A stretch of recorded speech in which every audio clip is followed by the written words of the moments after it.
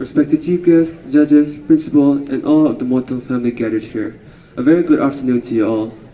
I am Tenzin Wangel from 12 Science A, and I will be your MC as well. June 2nd is a very important day in our calendar. It is the day our fourth Druk Gyalpo, Jigme Singye Wangchuck, ascended the throne, going on to become a very influential figure, not only in our country, but all over the world as well. Before we begin, allow me to introduce the honorable chief guest for today's event, Dasho Pedro Jimmy Dorji, also known as Dasho Benji. Often referred to as Bhutan's godfather of conservation, he established Bhutan's first non-governmental organization, the Royal Society for the Protection of Nature, in 1987 to conserve the country's black-necked crane population and to preserve the country's biodiversity in general. He served as an advisor to numerous conservation and environmental organizations in Bhutan, and also founded the Bhutan Ornithological Society and Bhutan Ecological Society. He was conferred the Jigme Singye Wangchuck Outstanding Environmental Stewardship for Policy Leadership, and in 2018, he was named as one of the Nature's Heroes by RSPN. Also, as a trivia, Dasho was the one who brought basketball to Bhutan, having learned the sport in Darjeeling. So, a round of applause for Dasho Benji.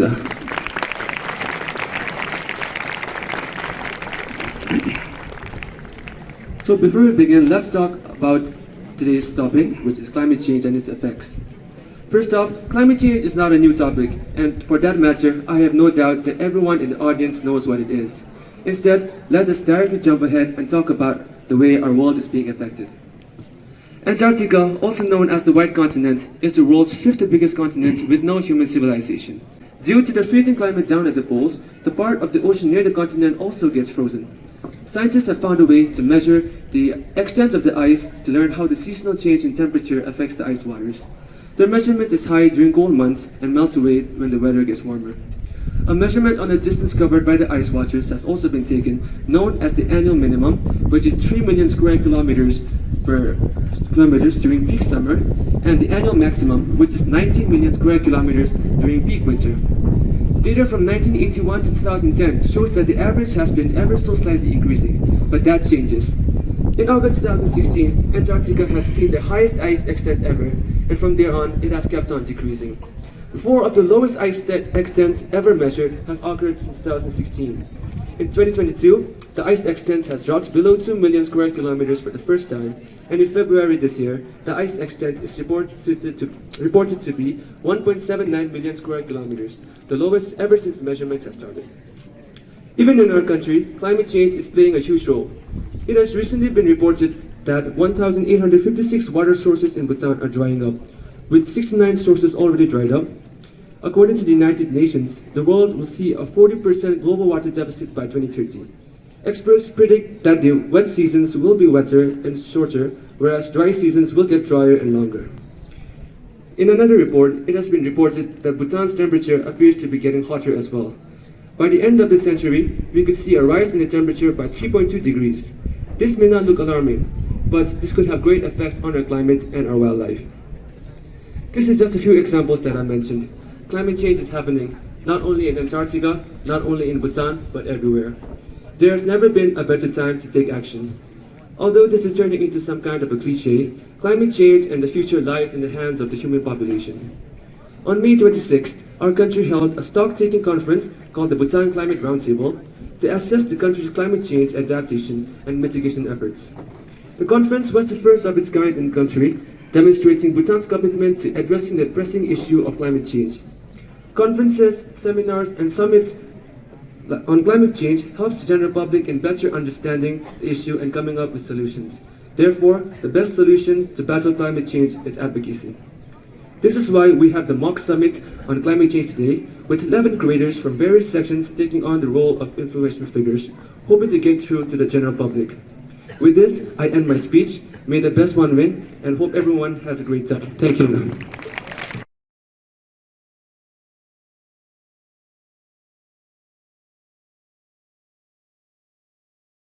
Your Excellencies, delegates, ladies and gentlemen, as you spend the next 2 weeks debating, negotiating, persuading, and compromising as you surely must, it is easy to forget that ultimately the emergency climate comes down to a single number: the concentration of carbon in our atmosphere. the measure that greatly determines the global temperature. And the changes in that one number is the greatest way to chart our own story, for it is the clearest way to show our relationship with our world. For much of humanity's ancient history, it was a brutal and an unpredictable world. At times, our ancestors existed in tiny numbers, but just about 10,000 years ago, that number suddenly stabilized, and with it, Earth's climate. We found ourselves in an unusually benign period, with predictable seasons and reliable weathers. And for the first time, civilization was possible, and we wasted no time in taking advantage of that. Everything we have achieved in the last 10,000 years was enabled by the stability during this period. The global temperature has not wavered by more than plus or minus 1 degree Celsius until now. Our burning of fossil fuels, our destruction of nature, our approach to industries and constructions and learnings, to releasing carbon into our atmosphere.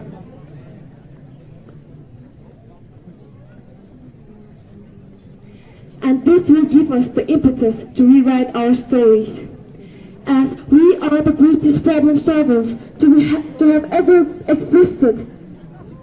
A new industrial revolution, powered by millions of sustainable innovations, is essential and is indeed starting. We are already in trouble. The stability we all depend on is breaking. This story is one of inequality as well as instability. Those who have done the least to cause these problems are being the hardest hit, and ultimately all of us will feel the impact, some of which are now unavoidable. Is this how our story is due to end?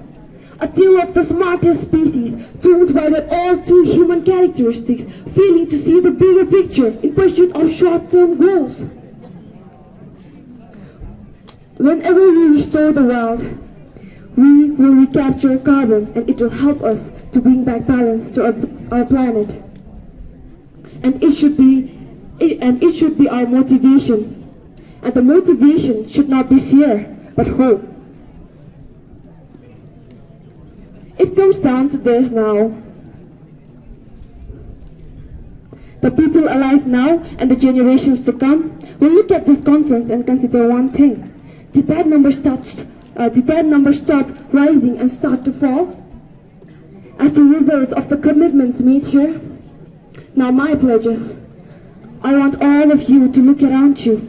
The mountains filled with wild, the greeneries on the trees, dancing to the rhythm of the tune of winds, and the flowers in the gardens looking at you with the brightest smile possible.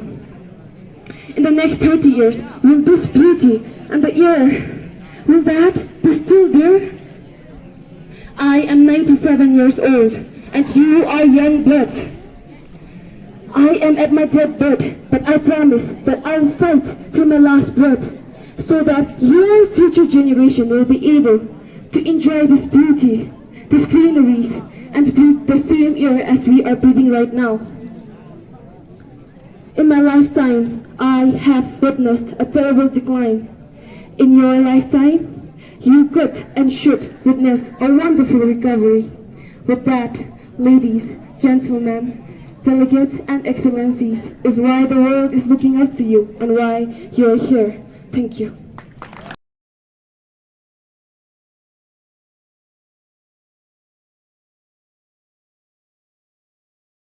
More than statistics.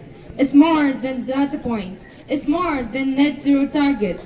It's about the people. It's about the people who are being impacted right now. I think it's really important for people to look beyond their personal boxes, to look beyond what's just around them and what's happening on the other side, to look what communities are suffering when it comes to climate crisis. When it comes to African continent, it's on the front line of the climate crisis, but it's not on the front page of the world's newspaper. Climate crisis is destroying many people's crops through droughts and floods. It's impossible to eradicate poverty without climate justice. We need to educate people. We need to create more awareness about people to understand that if it's a puzzle, as long as one piece of the puzzle is not okay, the rest of the puzzle remains incomplete. And if it's a system, if one part of the system is broken, eventually the rest of the system will be broken as well. Some of the injustice of climate crisis is that those who do not contribute or those who are not responsible for global emissions are on the front lines. We have seen many activists from most affected areas being erased from pictures, being erased from conversations. But how will we have climate justice if people from more affected areas are not being listened? We are the first generation to feel the impact of climate change, but last generation who could do something about it. Flooded places will dry and bloom again. The nature will be restored. The world will be green again. There will be triumph in the city because the power of people finally won. The nature, the planet, the creation will be respected. Another world is necessary. Another world is possible, and it's just a glimpse of it. We cannot keep quiet when it comes to climate injustice. Each one of the action matters, and no action is too small to make difference, and no voice is too low to be heard. Let's give faith for future, the faith that will give us hope for the world not yet seen, but the world that we can imagine. We need to fight for the future that is sustainable, that is healthy, that is clean for all of us. Each one of us here can commit to implement the decarbonization strategy by transitioning from fossil usage to other sources of energy, such as solar power, wind power, hydropower, and many more. We can commit the concept of short journey, big difference. I repeat, short journey, big difference. Communities cannot adapt to extinction. Communities cannot adapt to starvation. In the end, we cannot eat coal and drink oil. We need to fight for climate justice. Thank you.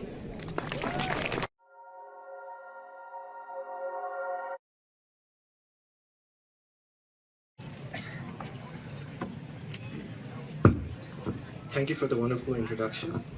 In case you're wondering, no, I'm not wearing a dress. And no, I'm not saying what I'm wearing underneath. This is a goal. This is my national dress, and this is how all our men dress in our country. And that is Kira, and this is how our women dress like. Like our women, we men get to wear pretty bright colors. But unlike our women, we men get to show off our legs. Our national dress is unique, but that's not the only thing unique about my country. Our promise to remain carbon neutral is also unique. And today, this is what I'm here to talk to you about today. Bhutan's promise to remain carbon neutral for all time. But before I proceed, I should set you the context. I should share our story. Bhutan is a small country in the Himalayas. We've been called Shangri-La, even the last Shangri-La. But that's not true, because we're not Shangri-La. My country is not a big monastery filled with happy monks.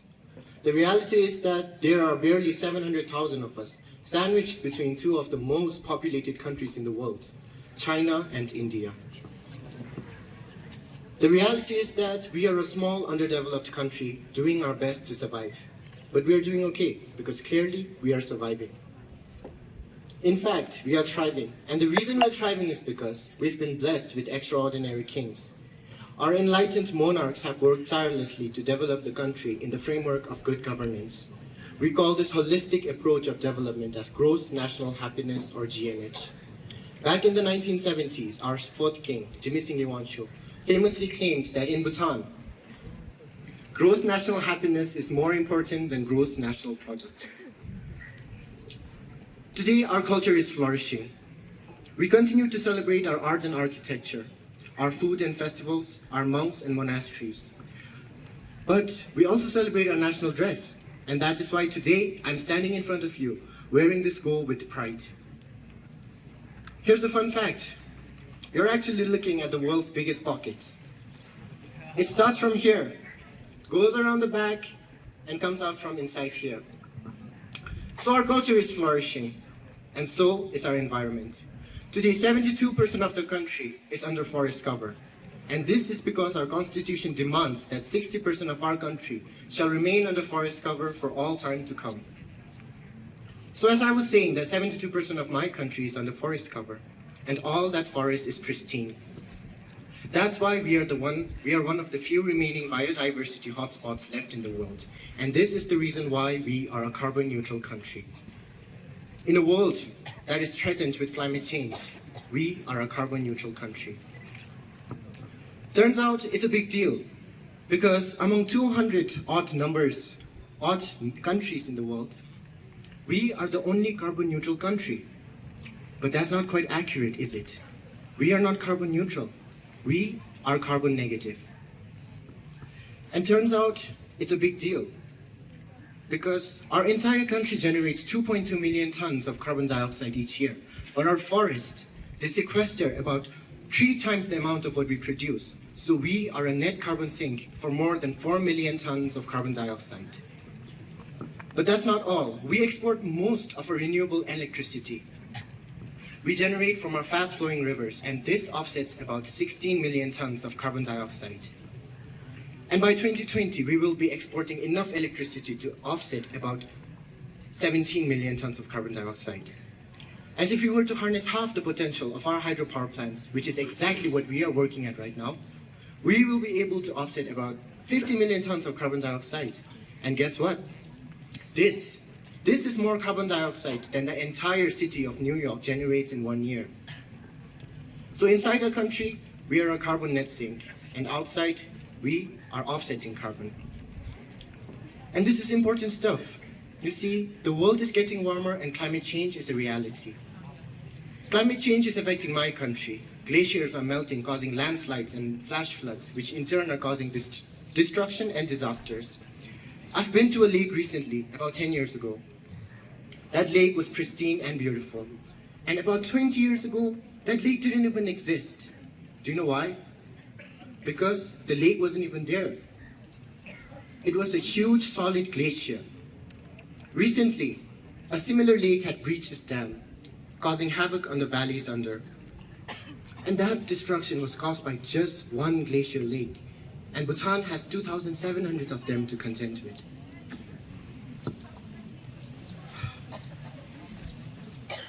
And for a small, poor, landlocked country which is mountainous, it's very difficult. But we're not going to sit on our hands and do nothing. And that is why Bhutan has promised to remain carbon neutral for all time. We first made this promise in 2009 in the Copenhagen opening of the COP15, in 2009 of course. But nobody noticed. The governments and the leaders were so busy fighting and arguing and blaming each other for climate change that when a small country like Bhutan raised our hands and said, we promise to remain carbon neutral, no one cared, because no one noticed us. We reiterated our promise in the recent years to remain carbon neutral, and this time we were heard.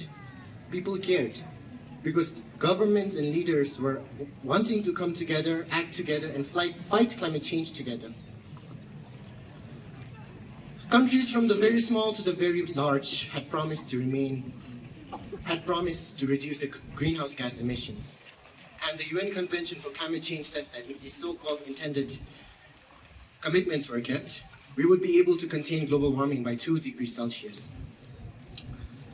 It is crucial that we keep our commitments, and so far, as long as we are concerned, as long as Bhutan is concerned, we are keeping our promise to remain carbon neutral for all time. And here are some of the few ways we are doing it. We are providing free electricity to the rural farmers, and the idea here is, so we want to reduce the carbon dioxide emission produced from burning of firewood. We are investing in sustainable transportation, and we are subsidizing the cost of electric vehicles and LED lights. But it is our protected areas that are our our sink. They are our carbon sink. They are our lungs. Today, more than half of our country is protected as national parks, natural reserves, and wildlife sanctuaries. But the beauty here is that we've connected all of them to each other through biological corridors. The idea here is we want our animals to be free to roam around throughout the country. So every year we set aside resources to prevent poaching, hunting, mining, and pollution in these areas. The World Wildlife Fund is our principal partner in this, and we'd like to give them a big shout out for everything they have done in Bhutan and across the world. Oh, it's getting hot in here, isn't it? I thank you for listening to our story, a story of how we are keeping our promise to remain carbon neutral, a story of how we are keeping our country pristine for us, for you, for your children, for our children, and for the world. But we're not here to tell stories, are we? We're here to dream together.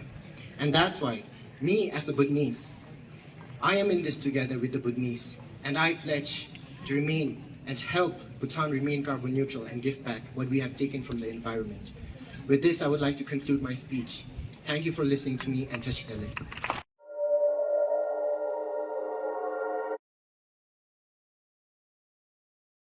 Today I want to talk about something really important, our environment.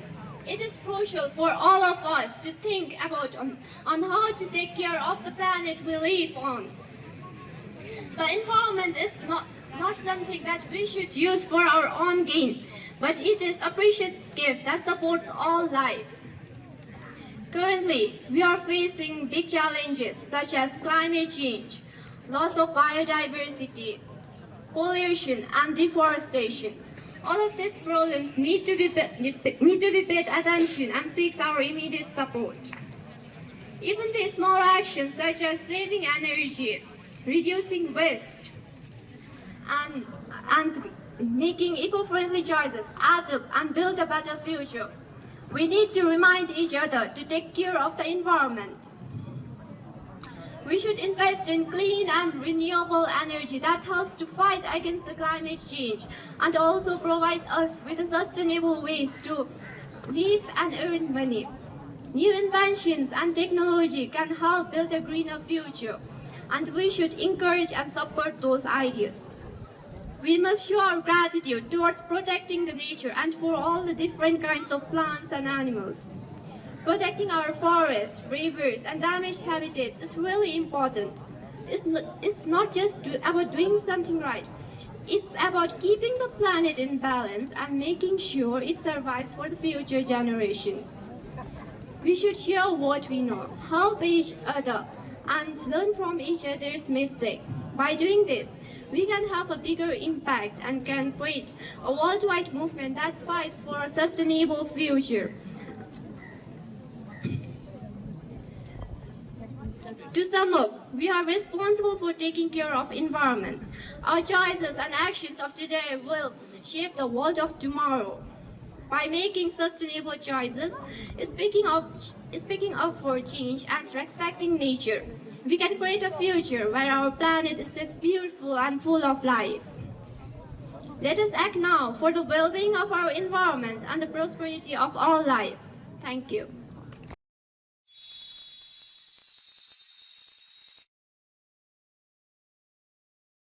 My first announcement for today is I should take off my jacket.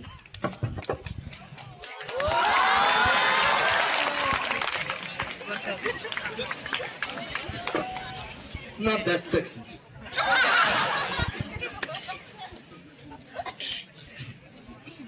So, it was important for me to speak directly to your generation because the decision we make right now will have a profound impact on the world. In Christmas Eve 1968, the first man who landed on the moon took a photo. In that, there was marble covered with blue ocean, green forest, brown mountains. It was beautiful. It surely was. Like our girls here.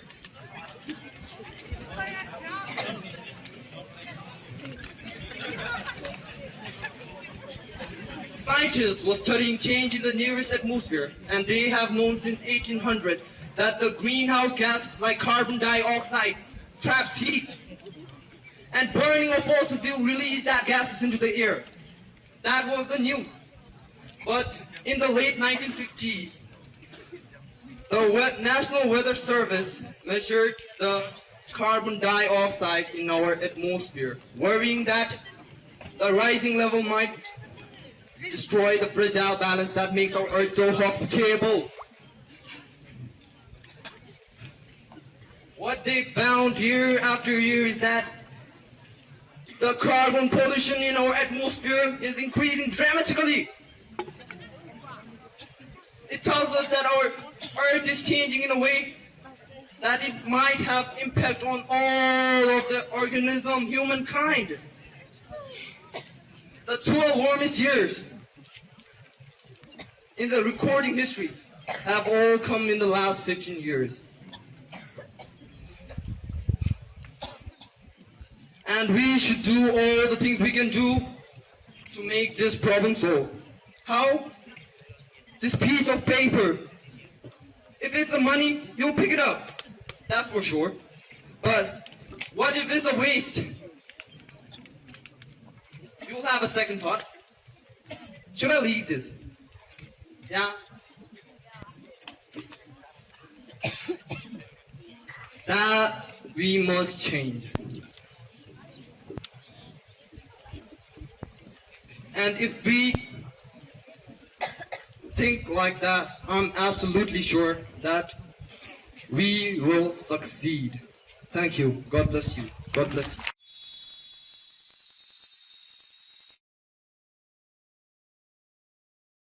To begin with, to the chagrin of many of the politicians and voters, I am sad to report that there is no middle route on the climate crisis. We will either address the problem meaningfully and in accordance with scientific consensus, or we will not. The statement is not a matter of radicalism. It is a matter of science, of policy, and of facts. And every decision we make between now and in our children's lifetimes will determine how human life will be fair, whether we suffer greatly or build together. It is our choice. Deeper still, we don't have to project one more minute into the future to see that the climate crisis is already here. On this note, I speak to you not as an elected official or a public figure, but I speak to you as a human being, a woman whose dreams of motherhood now taste bittersweet because of what I know about our children's future, and that our actions are responsible for bringing their most dire possibilities into focus. I speak to you as a daughter or descendant of colonized people who have already begun to suffer. Just 2 years ago, one of the deadliest disasters in the United States struck in the form of Hurricane Maria. The climate change-powered storm killed over 3,000 Puerto Ricans, American citizens, basically.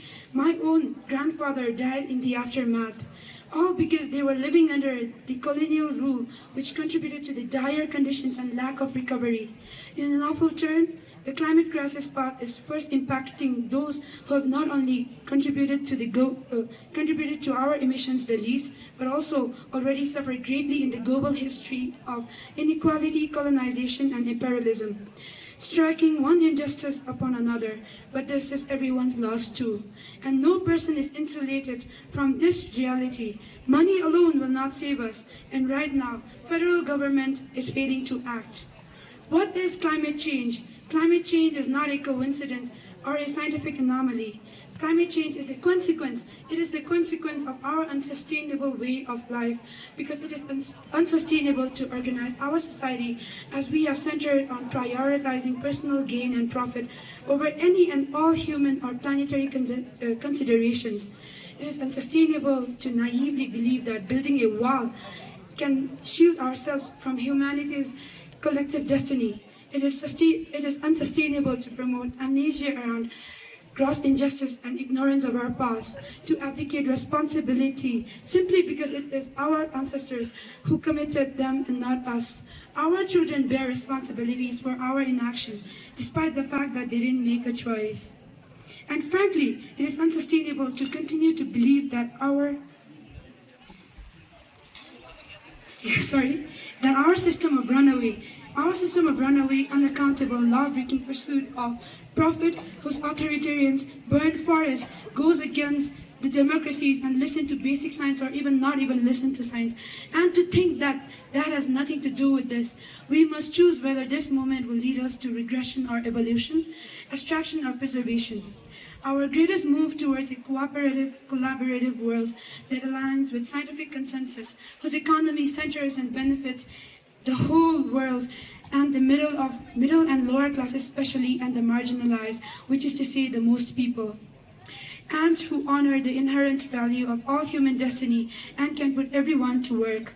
I quote, "To do any less is to stall or regress," I unquote.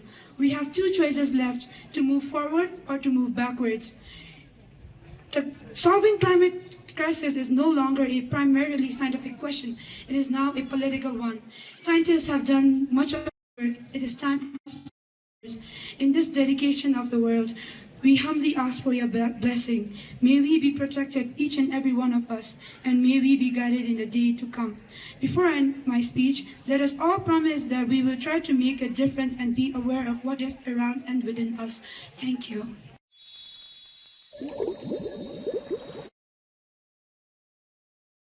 We need love as we need water. We need each other as we need the earth we share. I unquote by Maya Angelou.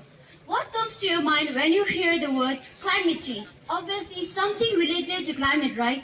When we speak about climate change, we often make the mistake of thinking that it is a problem that doesn't really affect us in our everyday life.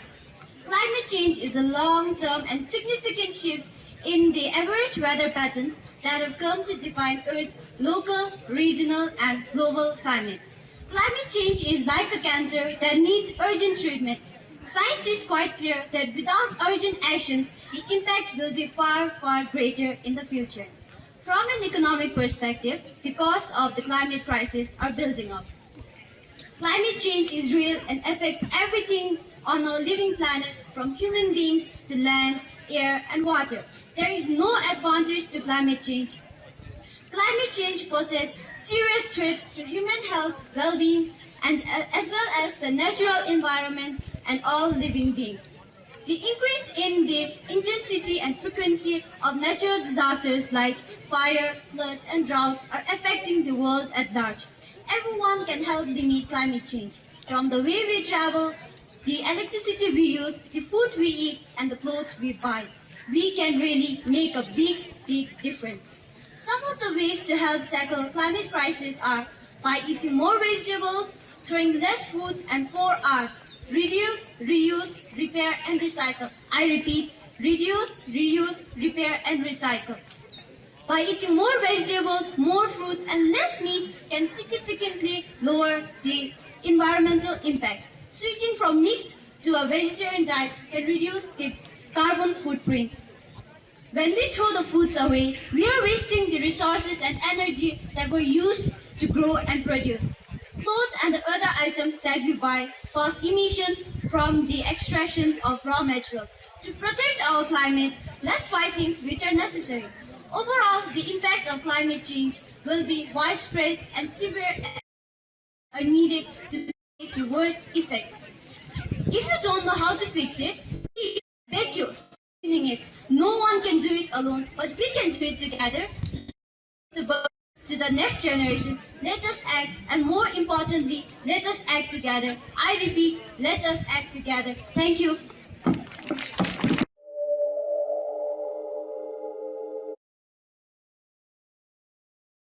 Feel the rising temperature and the freezing temperature at the same time. Don't you see the declination of biodiversity and depletion of nature resources? Are you aware that these are the symptoms of nature distress? If you don't see, if you don't feel, and if you are not aware, then believe me, you are the thoughtless person about this earth.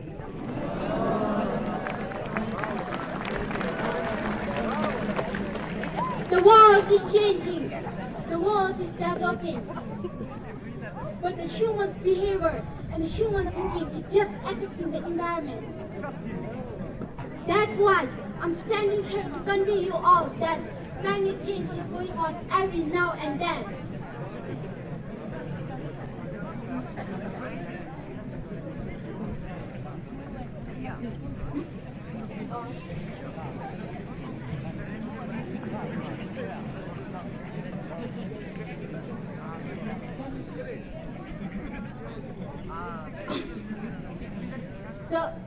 I'm afraid to tell you that our country will land up like Chad, Egypt, Mali, where people are suffering of hunger because they don't have appropriate land to cultivate.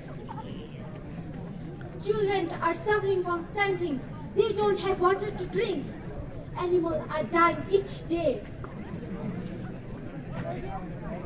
Not only our country, it can be the whole world after a few years landing up like that country. About 15 billion trees are cut down each year and only 1.9 billion are planted.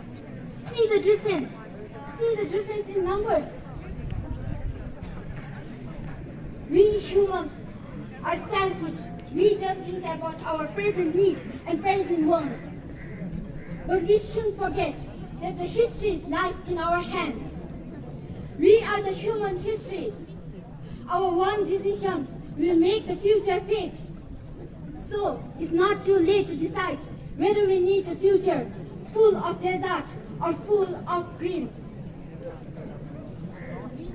The interesting fact about climate change is that it doesn't affect one region or the one country. It affects each and every corner of the globe, from the smallest continent to the largest one.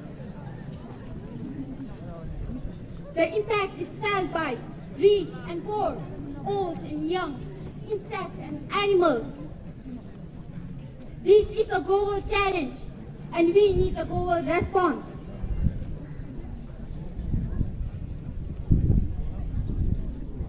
So, let's not make ourselves feel regret, sad, guilt toward our future nations. Let's protect the nature. Let's plant 2 trees if we need to cut down 1. And let's make our future full of green. Thank you.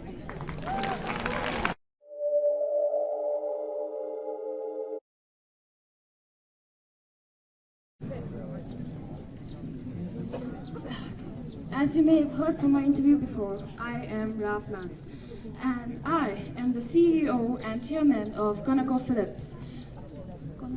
And what my business basically does is they drill oil.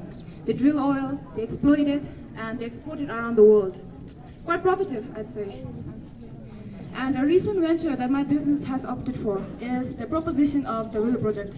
For those of you who are unaware of what the Willow Project is, the Willow Project is a 30-year-old plan that plans on drilling the earth, exploiting its oil, and basically running the earth out of its resources. But when I say that, it doesn't sound so nice, does it? It sounds quite dreary. So we decided to sugarcoat it, and we said that the Willow Project is for development, is for innovation. It's to promote and elope ourselves and surround ourselves with technology. And when we say that, it sounds much better, doesn't it? To just have a technology in our world, to already develop the developing 21st modern century. But as always, but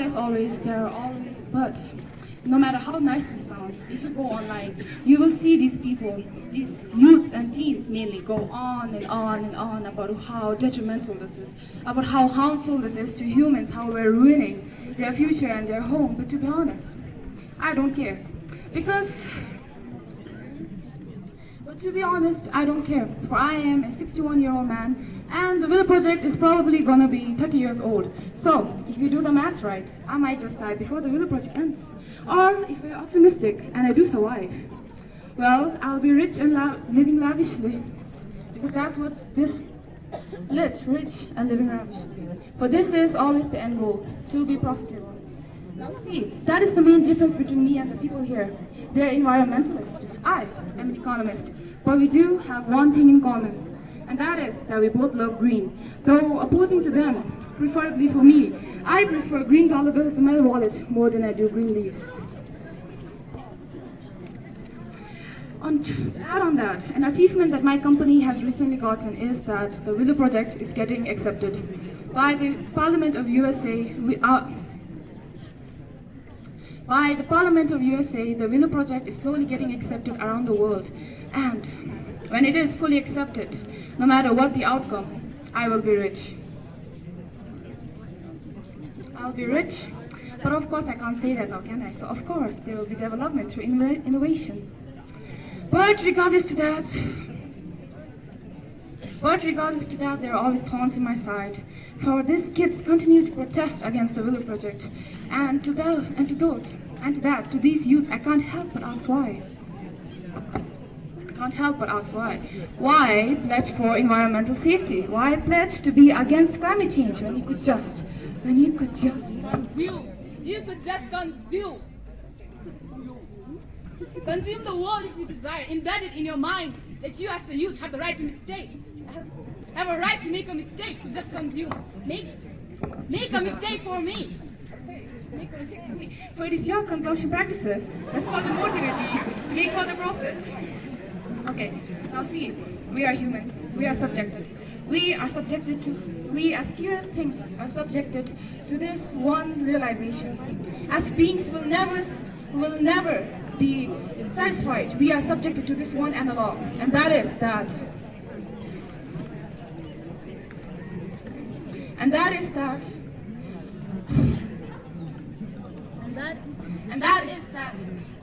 only when the last tree has been cut, when the last fish been caught and the last stream been poisoned, will we realize that we just cannot eat money. Thank you.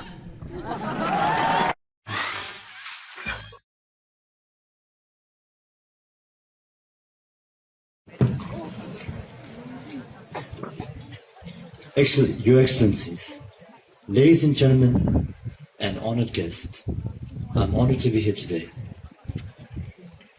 I come to you all not as an expert, but as a concerned citizen. One of the 400,000 people who marched in the streets of New York on Sunday, and the billions of others around the world who is worried about a climate crisis.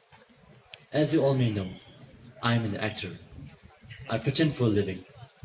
I play fictitious characters, often solving fictitious problems. And I come to believe that mankind has looked at climate change the exact same way, as if it was some sort of fiction, as if pretending that it wasn't real would somehow make it go away. Well, I'm sure that we all know better than that now. Every week, we are seeing new, undeniable climate events, evidences that climate change is here right now.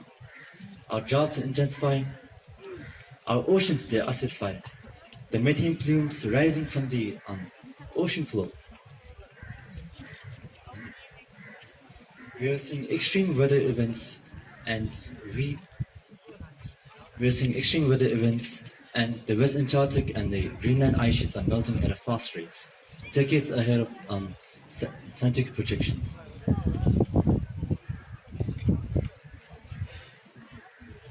None of this is rhetoric, and none of this is history.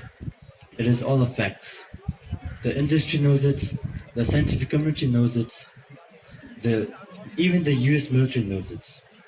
The US Pacific Command Samuel Log recently said that climate change are our greatest security threats. My friends, this body, perhaps more than any other gathering in human history, faces the most difficult but achievable task in human history. We can either make history or we will be vilified by it.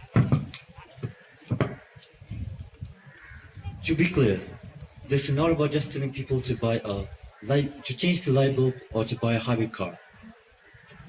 This disaster has grown beyond the choices that individuals make. This is now about our industries, governments taking large-scale action. Now must be a moment for action. We must put price tag on carbon emissions and change the government subsidies for all oil, coal, and gas companies. The good news is that renewable energy is not only achievable, but a good policy as well. This is not a partisan debate, but also a human one. Clean air and a livable climate is an absolute human want and need. Solving this crisis is not only questions politics, but it also questions our human survival. This is the most urgent of times and the most urgent of messages. Honored delegates and leaders of the world, I pretend for a living, but you do not. The people make the voices heard on Sunday around the world, and the momentum will not stop. But now it's your turn. The time to face and answer mankind's greatest challenge is now. We beg of you to face it with courage and honesty. Thank you.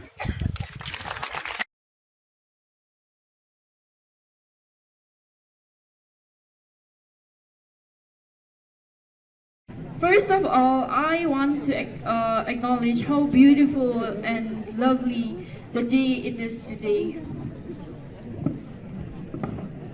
I'm from LA and I don't remember June being like this when I was a child.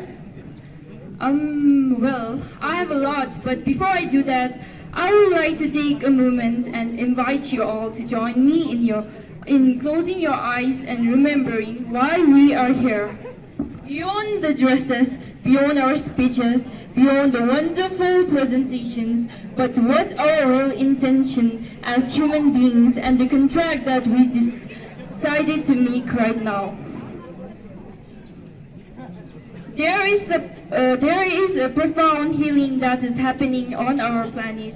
A lot of that healing is because indigenous people are standing on the front lines, strong and brave, with their fists open, and there's been a misconception that we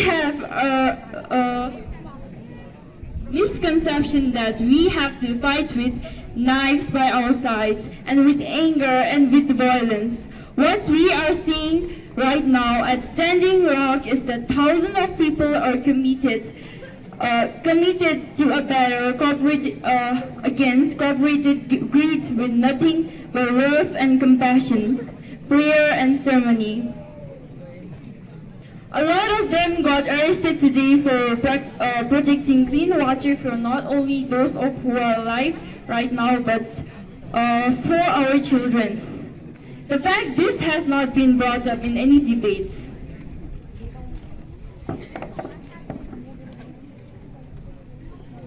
I want to make sure that my grandchildren don't have to buy water bottles because clean water is not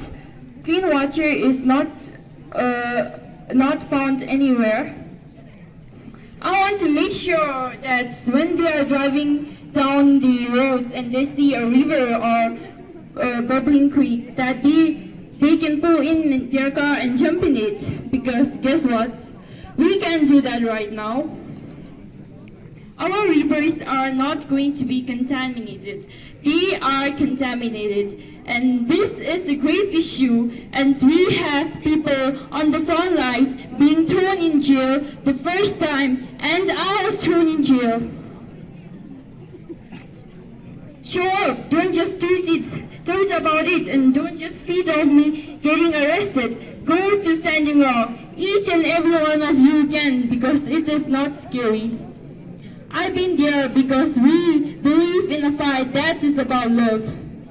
You know, for a long time we had this narrative of us against them, us against big pharma, us against Monsanto, us against fossil fuel industry, but that is not getting us anywhere. The reason why indigenous people are making a difference is not only because they are first to get affected by climate change, they are the first to get affected by fossil fuel industry, but because they are standing and praying. And what that praying does is change the narrative from us against to us with them. Because I guarantee you those people in those seats at all companies, they are just trying to do best for their kids. They might not know the thing that we know, so if we unite together and hold that ceremony, and we hold that passion in love and in compassion, that's how we are going to make a difference. It is important to go green. I'm not saying it's important to use plastic, it is important. But what I'm saying is that standing up and making voice so loud that they have no choice to ignore us, no choice. So all of us in this ground have the ability to go to Standing Rock. All of you journalists, all of you actors, all of you teachers, and all of you students.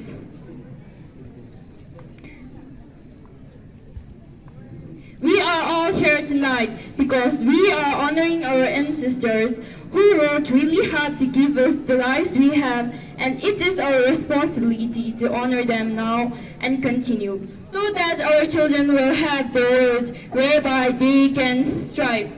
We have to stop resisting love and start living with love in every moment. We are not going to save the earth until we realize we are earth. Thank you.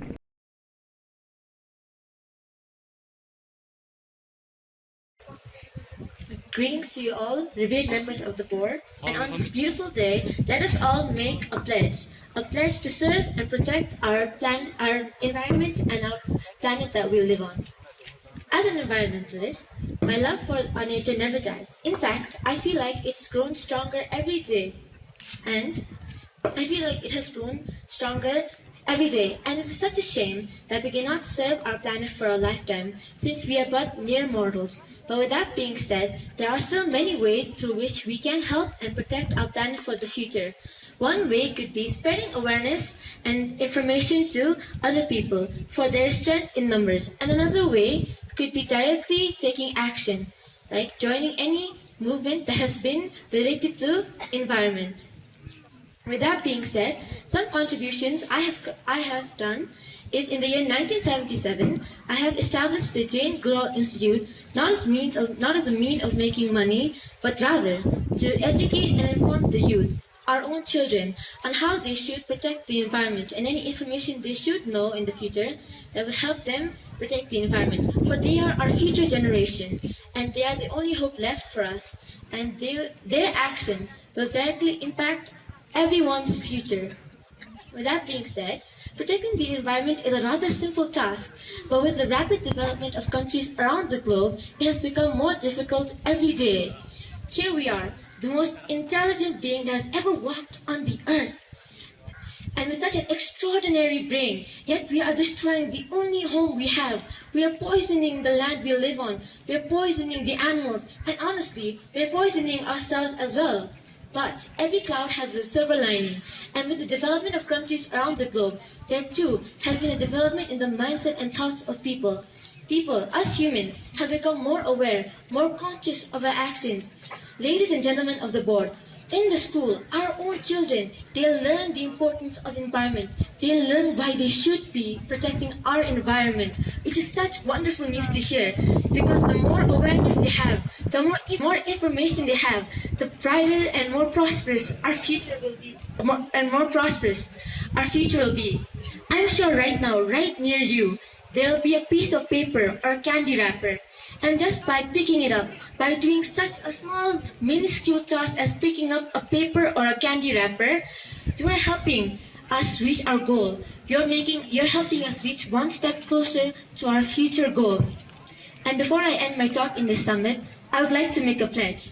I pledge that I will do my best to help protect our environment and preserve its pristine state with all the help I can have. Thank you so much.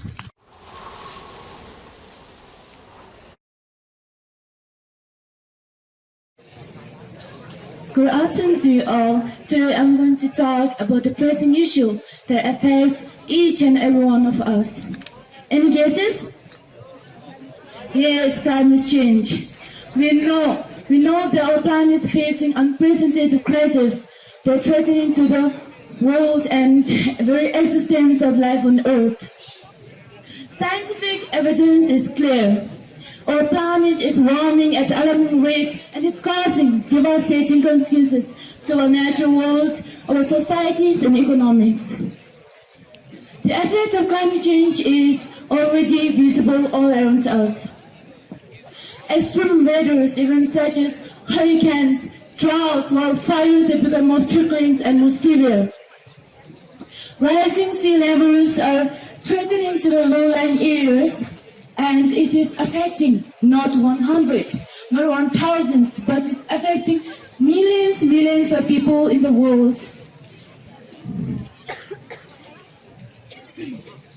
So, when it's affecting millions of people in the world and our biodiversity is undermining its health and dimining the resilience of our ecosystem. We cannot afford to ignore all this crisis. We need to have bold action to reduce greenhouse gas emissions, to protect our natural resources, and adapt to the changes that are already happening around us. We have to recognize that climate change is not an environmental problem. It is an issue of social justice and human rights. The most vulnerable communities, including indigenous people, women, children, and poor, are the ones who are affected by the climate change, even though they have least contributed to the problem. We cannot address this climate change without addressing underlying inequalities for the people. So what can we do to overcome this climate change? How can we fight back the climate change? Are we just going to sit down and see the world affecting by climate change? Or just come forward, come together and find solutions for the climate change? We can even take intervention actions by driving less, eating less meat, and reusing more of our renewable energy. We want our government to take bold actions to reduce emissions, invest in clean energy, to protect our natural resources, and to protect our most vulnerable communities. We need our business to embrace sustainability and innovate new solutions for the low carbon future.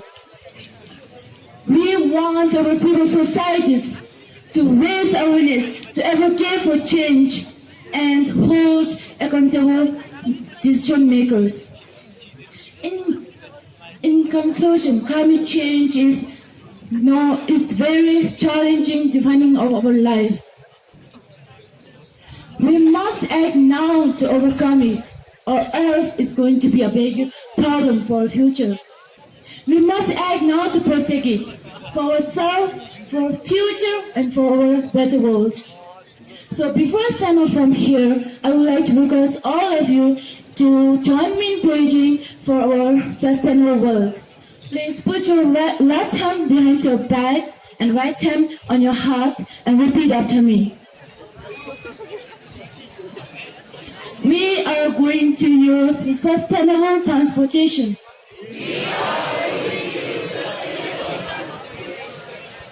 We will be responsible for our own waste. We will support green initiatives. Thank you so much for listening to my speech.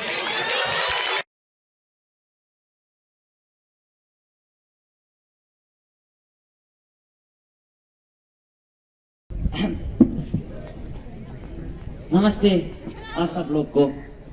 मैं Narendra Modi, India Bharat का प्रधानमंत्री।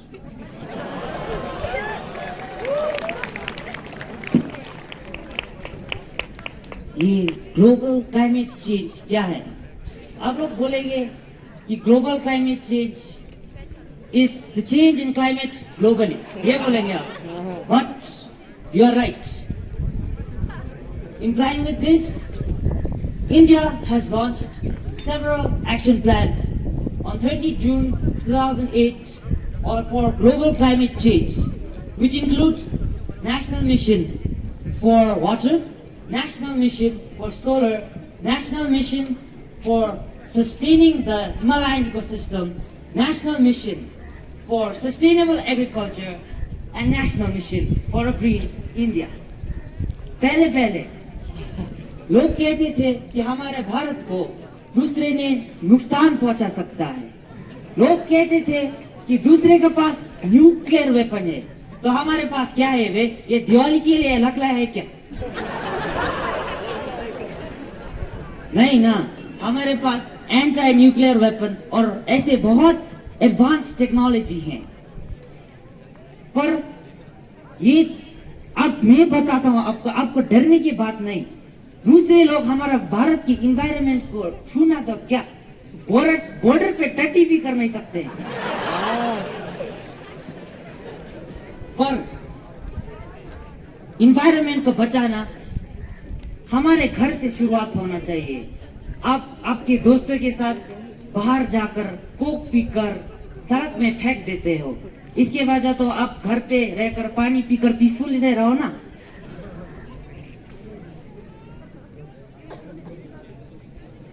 So now, with this in mind, India has again launched a new action plan, its target plan for 2017, which include the Amrit Tattvas, the 5 Amrit Tattvas. By 2070, we, India, pledge to complete these 5 Amrit Tattvas. By 2030, India will take its non-fossil energy to 500 gigawatts. By 2030, India will complete its energy requirement 50% by renewable energy. From now till 2030, India will reduce its economic carbon intensity by 45%. From now till 2030, India will reduce its economic carbon emissions by 1 billion tons. And finally, by 2070, India will achieve its net zero target. Now, isn't that amazing? So like a great Indian philosopher once said, a drop of water collected over time can fill up a whole pot.